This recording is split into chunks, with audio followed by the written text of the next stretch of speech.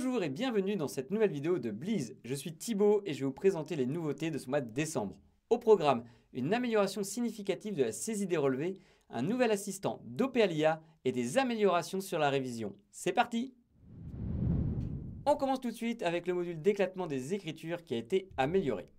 Pour rappel, lors de l'import de fichiers, il est possible que certaines écritures possèdent des mouvements à des dates différentes, comme dans cet exemple.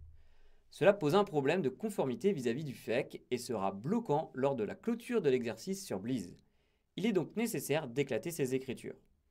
La fonction d'éclatement d'écriture existe déjà sur les journaux de type trésorerie, elle a donc été adaptée pour fonctionner sur les autres types de journaux. Concrètement, le module va éclater les écritures par jour en ajoutant un mouvement dans le compte 471. Celui-ci sera donc automatiquement soldé. Pour rappel, ce module est disponible dans la partie comptabilité, outils, éclatement des écritures. BleezBot. BleezBot, c'est un nouvel assistant qui vous guidera dans l'utilisation de Bleez. Pour y accéder, cliquez sur l'icône robot située en haut à droite. Une nouvelle fenêtre va alors s'ouvrir et vous pourrez poser votre question à l'assistant. Celui-ci vous indiquera alors la marche à suivre dans Bleez et le schéma d'écriture comptable à générer. On passe maintenant au module trésorerie avec deux nouvelles fonctionnalités. La première, c'est la possibilité d'importer des règles d'affectation automatique. Ainsi, vous pourrez récupérer les règles existantes sur votre précédent outil de production. En cliquant sur Importer, vous accéderez au format du fichier attendu. Autre nouveauté, vous pouvez maintenant indiquer le compte de contrepartie directement depuis la saisie d'un relevé bancaire. Plus besoin de rentrer dans chaque opération. Vous pouvez même faire entrer pour passer d'une ligne à une autre. Comme vous pouvez le voir sur la vidéo, le gain de temps est important. Révision, Bleez gère maintenant les amortissements non déductibles sur les véhicules. Pour cela, c'est à l'utilisateur d'activer l'option soumise à la limitation des amortissements sur la fiche du NIMO.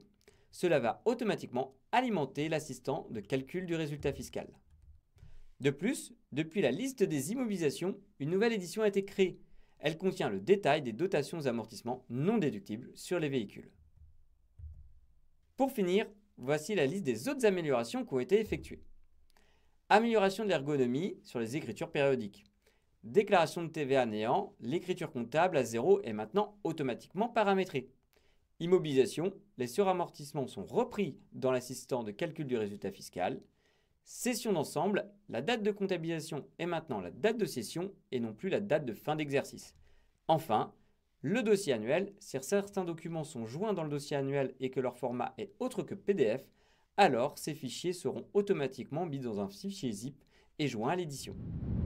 Merci d'avoir regardé cette vidéo. Toute l'équipe de Bleez se joint à moi pour vous souhaiter d'excellentes fêtes de fin d'année. Je vous donne rendez-vous le mois prochain pour faire le plein de nouveautés et on parlera notamment de l'IAS 2072. À bientôt!